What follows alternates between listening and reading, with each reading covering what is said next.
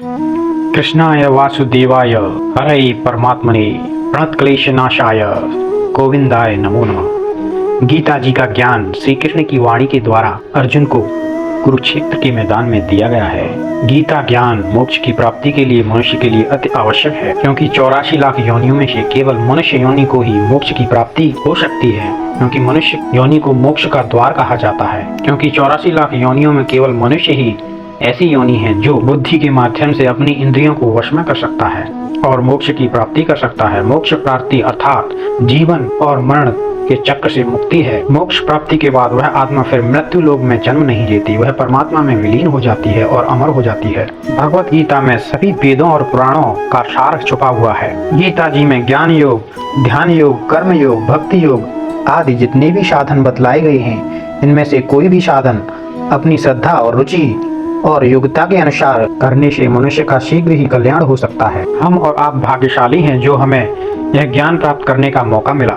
चलिए शुरुआत करते हैं भगवत गीता प्रथम अध्याय की।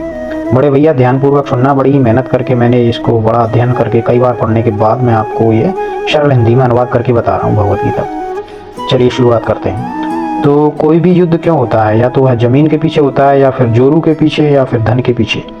तो ये जो कुरुक्षेत्र का युद्ध है यह भी जमीन के पीछे हुआ था। क्यों? क्योंकि पांडवों ने कौरवों से 5 गांव मांगे थे कि हमें केवल आप राज्य मत दीजिए, केवल 5 गांव दे दीजिए जिनमें हम अपना 5 पांडव अपना गुजारा कर लेंगे। लेकिन कौरवों ने मना कर दिया। दुर्योधन ने क्या बोला कि 5 गांव तो क्या, मैं सुई की नोक की बराबर जमीन पांडवों को नहीं दूंगा, अगर उनमें सामर्थ्य है तो वो ले लें। तो ये क्या हुआ, ये घमंड दर्शाया गया। तो श्री कृष्ण के समझाने के बाद भी वह नहीं समझे तो युद्ध का घोष कर दिया गया और दोनों सेनाएं युद्ध के लिए तैयार हो गईं। दोनों सेनाएं मैदान में थी, युद्ध के लिए एक दूसरे के आमने सामने युद्ध के लिए खड़ी थी।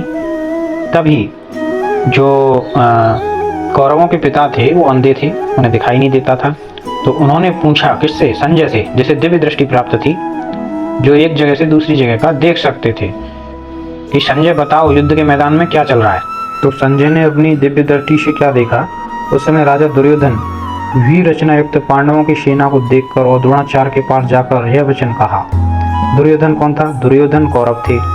कौरव कौन थे? कौरव जो धृतराष्ट्र अंधे हैं उनके 100 पुत्र थे जो अधर्मी थे। अधर्मी क्यों थे? क्योंकि उन्होंने पांडवों का जो राज्य था वो हड़प लिया था, क्योंकि उनके पिता की संपत्ति थी, पिता का राज्य था, ये उन्हें कुछ भी देना नहीं चाहते थे इसलिए। और दुर्योधन शक्तिशाली था, ऊपर से ऐसे घमंड भी था। क्यों?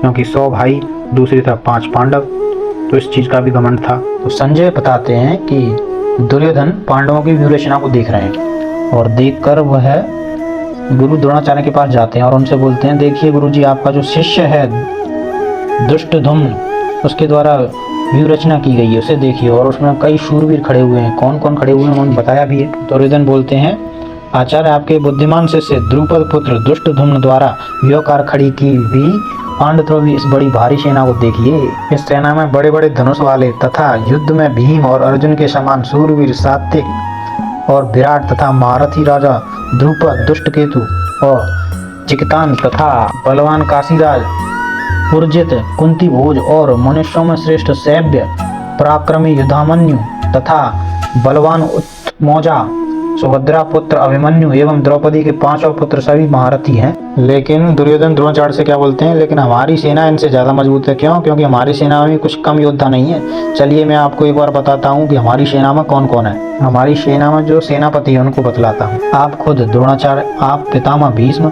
तथा कर्ण और संग्राम विजयी कृपाचार्य तथा वैसे ही आत्म अश्वस्थामा विकर्ण और सोमदत्त का पुत्र भूरिश्रवा और भी मेरे लिए जीवन की आशा त्याग देने वाले बहुत से सूरवीर मौजूद हैं। सबके सब शस्त्रों से सुसज्जित और युद्ध में चतुर हैं।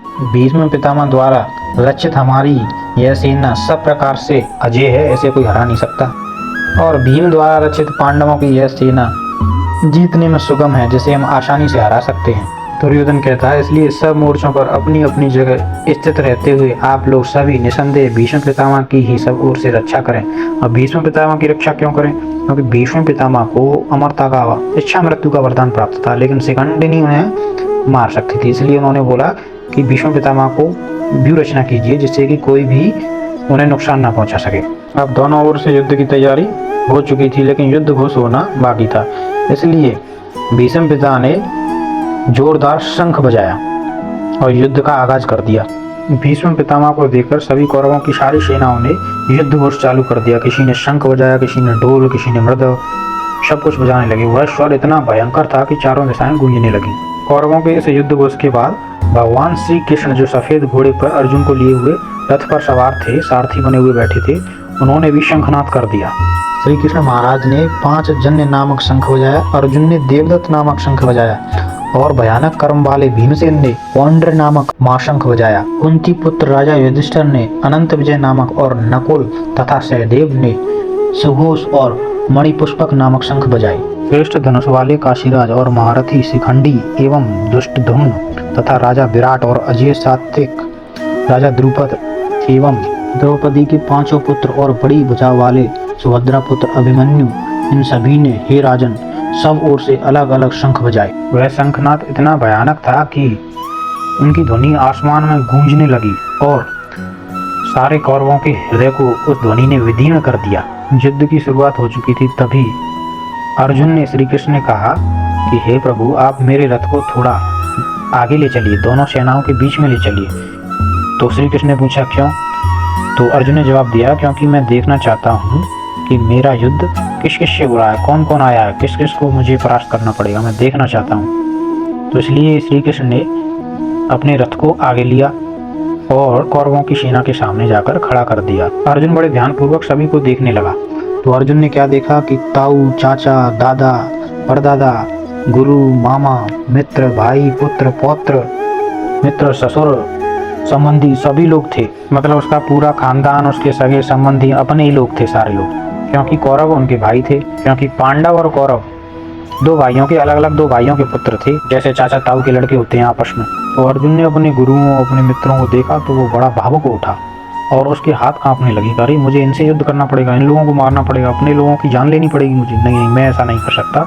तो उसके हाथ में जो धनुष था गांडीव, वो कांपने लगा, उसके हाथ कांपने लगे और अर्जुन बहुत ही भावुक उठा। और अर्जुन ने श्री कृष्ण ने क्या बोला कि हे कृष्ण, युद्ध में क्षेत्र में डटे हुए अभिलाषी स्वजन समुदाय देखकर मेरे अंग स्थिर हुए जा रहे हैं और मुख सूख जा रहा है तथा मेरे शरीर में कंपन हो रहा है, रोमांच हो रहा है। मैं कैसे इन लोगों से युद्ध करूं? हाथ से गांडीव धनुष गिर रहा है और त्वचा भी बहुत जल रही है। मेरा मन भ्रमित हो रहा है, मेरे अंदर खड़े होने की सामर्थ्य तक नहीं बची है। हे प्रभु, मैं कैसे अपने लोगों की जान ले सकता हूँ? क्या यह कल्याणकारी रहेगा? अगर मैं इन अपने लोगों की जान लेकर युद्ध जीत भी गया तो मुझे ऐसा राज्य नहीं चाहिए। अर्जुन इतना घबरा चुका था कि वह युद्ध के लिए बिल्कुल तैयार नहीं था। उसे लगा कि मुझसे कोई पाप हो जाएगा, मैं यह चीज नहीं कर पाऊंगा। तो उसने एक बहुत बड़ी बात कह दी श्री कृष्ण। उसने क्या कहा कि उसने कहा कि मैं तीनों लोग भी मुझे दी जाए ना, तीनों लोग, कि आप यह युद्ध जीतने के बाद तीनों लोग के स्वामी हो जाएंगे, तब भी मैं युद्ध नहीं करूंगा। पृथ्वी की तो बात ही अलग है। और श्री कृष्ण चुपचाप उसे की बातें सुनते हुए मुस्कुरा रहे हैं। और अर्जुन बोल रहा है कि हे जनार्दन, धृतराष्ट्र के पुत्रों को मारकर हमें क्या प्रसन्नता मिलेगी, क्या मिलेगा हमें इन आताताइयों को मारकर? बताइए, आपको निश्चित हमें पाप ही लगेगा। पाप के भागी मैं नहीं बनना चाहता।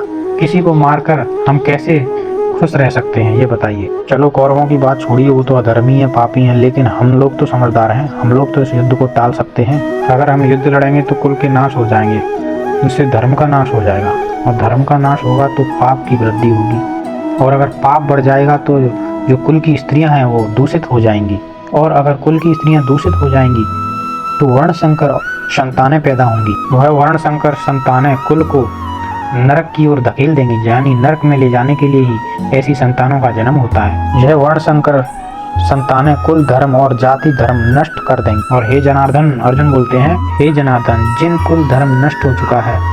और अर्जुन श्री कृष्ण बोलते हैं कि हे प्रभु, ऐसे लोग जिनका जो वर्ण संकर औलादे हैं, जिनका कोई धर्म और दीन नहीं है, ऐसे लोगों को अनिश्चित काल तक नरक लोक में ही बिताना पड़ता है। तो यह किसकी वजह से होगा? हमारी वजह से। अगर हम ऐसा करते हैं, युद्ध करते हैं, तो हमारी वजह से ये वर्ण संकर संतानें पैदा होंगी और वो जो नरक के भागी बनेंगे। तो मैं यह पाप नहीं करना चाहता, चाहे धृतराष्ट्र के पुत्र मेरी जान ही क्यों न ले लें। ऐसे कटु वचन बोलकर अर्जुन रथ में पीछे की ओर घुटनों पर बैठ जाते हैं और श्री कृष्ण की ओर देखने लगते हैं।